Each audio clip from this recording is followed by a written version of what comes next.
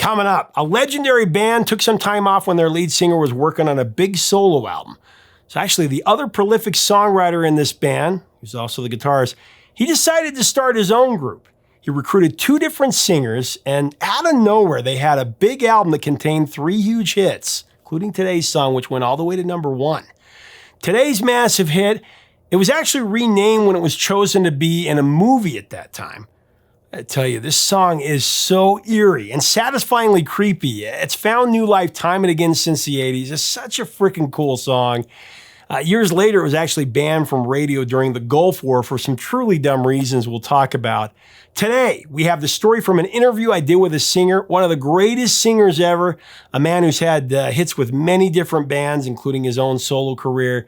The story of this Eerie Apocalyptic #1 hit from 1986 that is predicting what's happening right now is coming up next on Professor of Rock.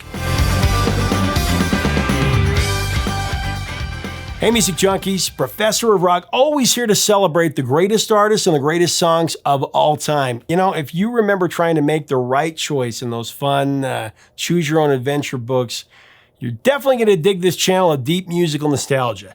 Make sure to subscribe below right now, click the bell so you can be part of this community. It's dedicated to the timeless music of the rock era, the stories straight from the legends. Also take a look at our Patreon, where you can become part of curating this important work, and for even more benefits, more videos. So I'm excited to bring you another episode from our series, Revelations. This is where featured artists go deep on their greatest songs and their greatest albums. Methodical interviews on these songs with the artists that you really won't find anywhere else. So in 1983, Genesis broke through the pop charts with their 12th studio album, the self-titled Genesis. The album actually spawned 3 hits, including their biggest yet at that point, That's All. That's All peaked at number 6. This is at the start of '84.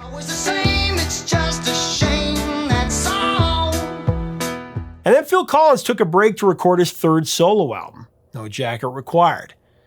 Of course, it dropped in '85 and it became his biggest record ever. It sold over 10 million copies just in the US and hit number 1 with several number 1 singles.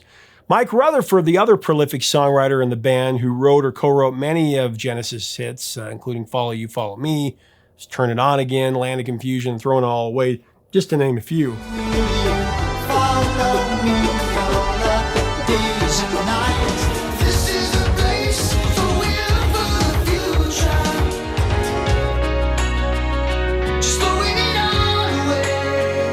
He decided to form another band. He called that band Mike and the Mechanics. He recruited 2 lead singers for this, Paul Young from Sad Cafe. Every time you go away. Not that Paul Young. And the very underrated Paul Carrack, one of my favorite singers ever, one of the best ever.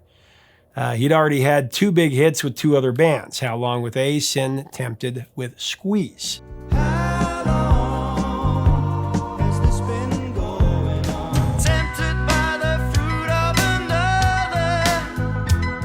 Mike Rutherford and his songwriting partner B.A. Robertson penned quite a few tracks together, including today's featured song Silent Running on Dangerous Ground, parentheses song.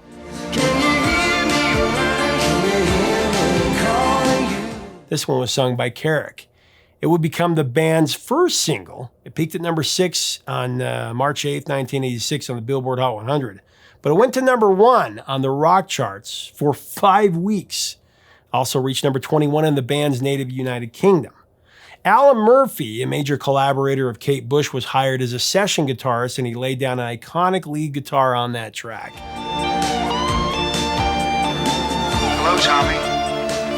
At first, the song was called Silent Running, but later, the parentheses title on Dangerous Ground, that was added when the song was chosen to appear in the 1986 movie On Dangerous Ground, which actually was called Choke Canyon here in the U.S.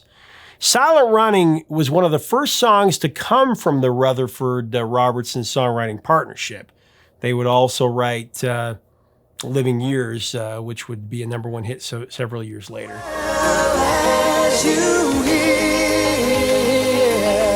At first, this song was a mere throwaway. It was a test song in a series of songs that the 2 wrote simply to see how effective, their songwriting collaboration could be. But then producer Christopher Neal heard it, and he said that there was no doubt that this song had a hit potential and it absolutely needed to be on the album. According to a past interview, Mike Rutherford related that the song is about a guy who's traveled light years away out in space somewhere, and he's ahead in time. And from that, he knows what's going to happen to his wife and kids back home on Earth. And he's trying to get the message to them to say what's going to happen. The kind of anarchy, the breakdown of society, and such, to tell them to be prepared for this.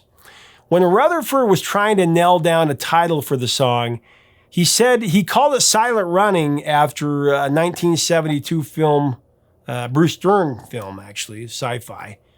He said he did that because the song had a spacey feel to it. By now the fighting will be close at hand. Easily one of the creepiest songs of the 80s, and I mean that in a really good way. It's so eerie, so creepy, that it's really cool. Listen to the lyrics closely. It almost describes our current times, the breakdown of society. Almost Mad Max-esque. In fact, in the early 90s, the song was banned by radio during the Gulf War due to its address of war and nationalism and religion, as well as a direct reference to weaponry in the line, "There's a gun and ammunition just inside the doorway." Now, I think that's a stretch. I mean, to me, it's just about the breakdown of society and survival in an apocalyptic world. That's how I read into it. Anyway, the song is mesmerizing, really hypnotic, and it deserves another listen. Coming up next, we have the song singer Paul Carrack and his take on the recording, being a part of Mike and the Mechanics, how that came together. Phil Collins killed it in '85, away from Genesis, with 2 number-1 hits and several other top 10s. But you know what? Mike Rutherford, for his part, he was right there with 3 hits. There was this one, there was Taken In, hit number 32, and the off-played number 5 smash, All I Need Is America. I don't believe it.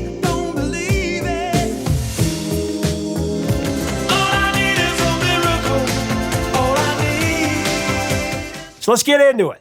Here's Paul Carrack, formerly of Mike and the Mechanics, with the story of a truly hidden gem from the 80s.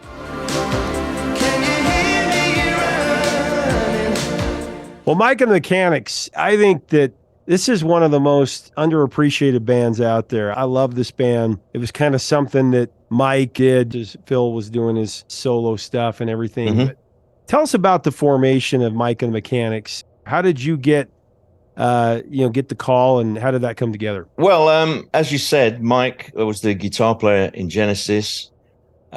Phil, obviously, his solo career just went ballistic, and I think Mike found himself with time on his hands, and he decided he was going to make a record. He'd made a couple of solo albums, but they were a bit sort of rambling. But he got together with a real kind of pop producer, a guy called Chris Neal.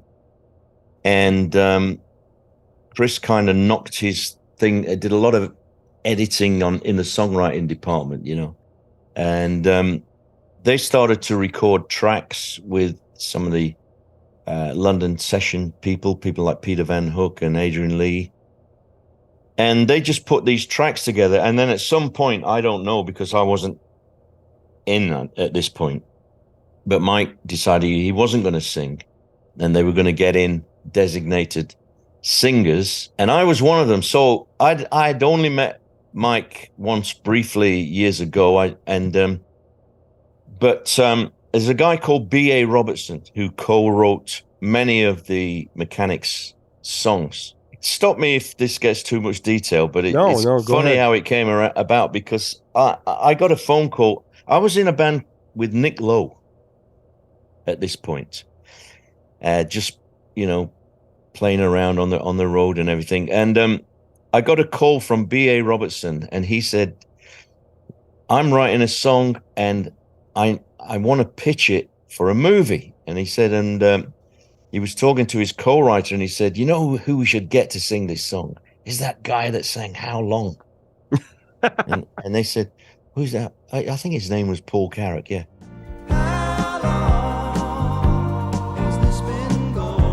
And he called me up completely out of the blue and said, "Would you sing this demo for us, And I said, "Yeah, okay," because you never know.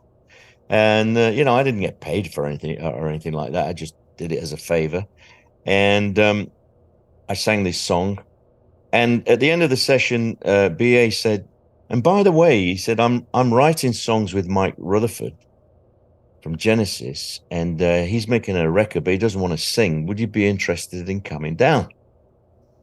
And I said, sure, yeah. So following week, I went down to the Genesis recording studio, which is down near Guildford, down in the countryside, and met everybody, met Mike again, and met Chris, the producer. And they said, well, we've got this track.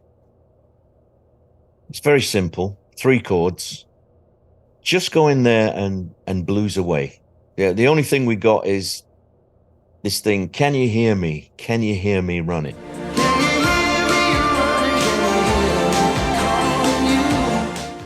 So just go in there and blues, improvise. So I went in there and just bluesed away, and we had this, I don't know if it had the melody or what, but for the, can you hear me? Can you hear me running?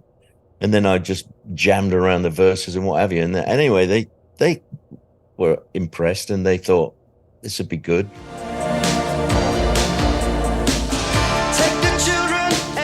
And they said, well, BA went off to write the lyric, and they said, come back next week and we'll put it down. So I went back the next week, and BA had written this weird science fiction Armageddon kind of lyric, take the children and yourself, hide out in the cellar,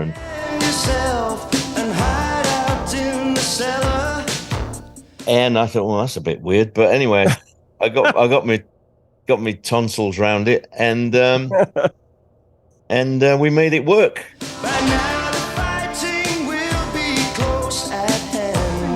And that was great. So that was the first thing I did, and they got me back to sing a couple of 3 other songs on the record.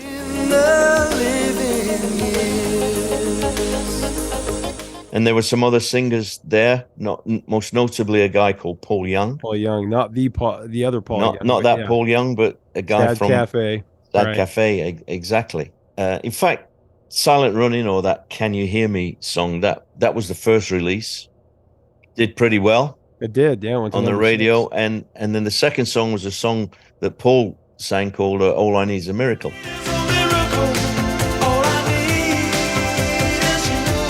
How did the band decide who was going to sing those songs? Because I always thought it would be interesting to hear Taken In and All I Need Is a Miracle with your voice. But, I mean, it's cool, Paul Young's. I mean, as I said, there were a few other singers on that first album, but on the back of the sort of radio success and the fact that Mike had an infrastructure, from Genesis, a ready-made sort of infrastructure, we were able to put together a band, a live band from the guys that played on the record.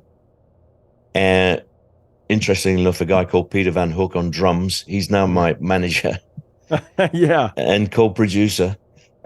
So we went on the road, but with just the 2 of us singing, Paul and myself.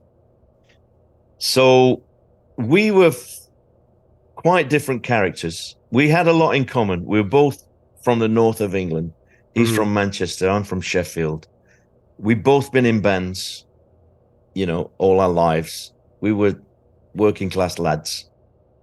But we were quite different characters. I was a more subdued, sort of shy, if you like, bloke. And Paul was quite gregarious, and he was a front man, he loved to work the crowd and all this. So it actually worked really, really well, because and it meant we didn't need days off either, because, we were sharing the load vocally. And that all worked pretty good. And then we went in to record the second album with that same nucleus. But you asked me how, would they choose? Well, basically, in many cases, Mike and this producer, Chris, Neil, they would usually have an idea who they thought should sing the song. But in some cases, we would both kind of audition, which is a bit weird, but we went along with it, And And that's kind of how they did it. So bearing in mind that we were fairly different characters, often Paul would get the more rocky stuff. And I would get the more kind of ballady stuff. But that's not to say Paul couldn't sing a ballad. He could. No. He was a great singer. Again, sadly, no longer with us. Yeah. Yeah, passed away 2000, I think it was. Correct. Yeah. Yeah. Well, I always thought it would be interesting to hear All I Need Is a Miracle, because I could hear that as a soulful kind of Motown song with you singing it. And I thought Taken In was a great song too. Taken in again. That first Mike and Mechanics album is fabulous. And Silent Running, what's interesting about that is I think that was one of the first songs that the two of them wrote together. Very eerie song. Yeah. I remember as a kid hearing that and seeing the music video too.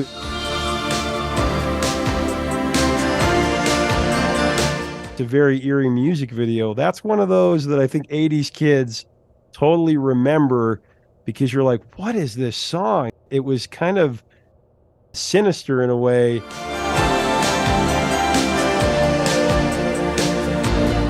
Yeah. Tell me about recording and finding that haunting, eerie element. Like, what do you remember about that? Well, as I said, the actual track, the music was recorded before I got there. In actual fact, they'd been recording in a lovely studio in Montserrat. The Police did a lot of recording there. That's right. But my bit was done down in Fisher Lane Farm, which was, as I say, in the middle of the English countryside and wet and rainy. But so the track, which is very basic, actually, it's got some nice synth sounds. There's a guy called Adrian Lee. And this was what was fascinating for me, because from moving on from Squeeze, I'd worked with Nick Lowe for several years.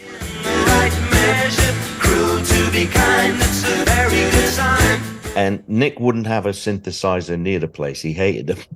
And we were very sort of on low tech. It was basically rock and roll, skiffle kind of stuff. And it was not of the time, really. We were banging our head against the wall. You know, we couldn't get arrested or played on the radio.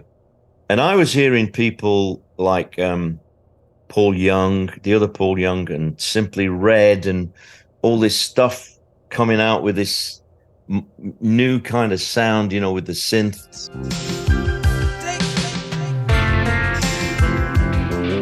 And I was actually curious to how I might fit in with something like that. So it coincided beautifully with, you know, the Nick Lowe thing kind of running its course, and Nick was, it had got a bit tired, so we decided to call it a day. And more or less at that time is when I was contacted to go and, by BA to go and try out with Mike and the Mechanics. So I found it quite exciting, actually.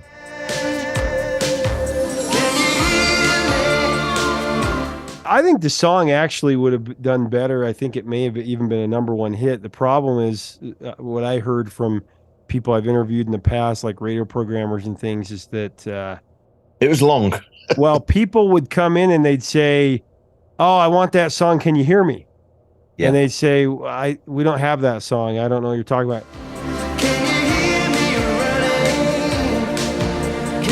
And then the song later is involved in some controversy in the UK. Is actually banned by the BBC with issues of the song. Do you remember that, when it was banned during the Gulf War?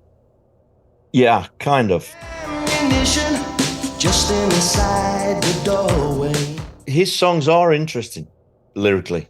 You know, he does write about some unusual stuff. I used to find that in some cases a little bit strange, because I think I sound better when I'm being earnest and a little bit sort of emotional and soulful. And when songs stray into the more sort of intellectual thing, I find it a little bit harder to deliver them. Do you know what I mean? Yeah.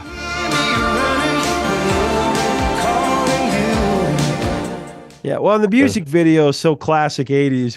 What do you remember about the music video? Because that's kind of that's a throwback for sure. Well, I used to dread making videos.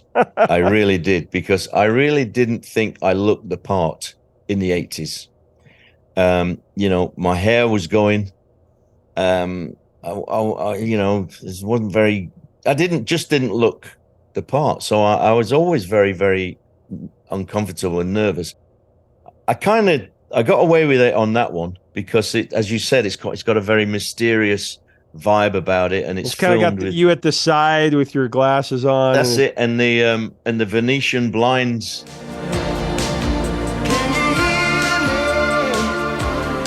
And all that stuff. So I was pretty pleased with that one.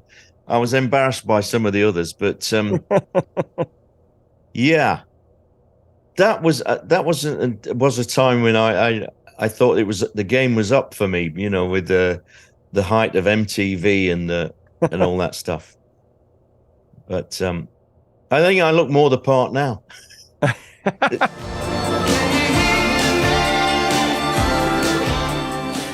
Thanks so much for watching. Leave us a comment on your thoughts about this song and the interview, about Paul Carrack, about Mike and the Mechanics. What are your memories of the song, of this band? I think they're one of the underrated groups of the 80s. They had so many great songs. If you like our content, click the subscribe button below. We'd love to have you. Also support our mission on Patreon. Check out our merch. It's all about keeping the music alive. Till next time, three chords in the truth, my friends. Talk to you soon.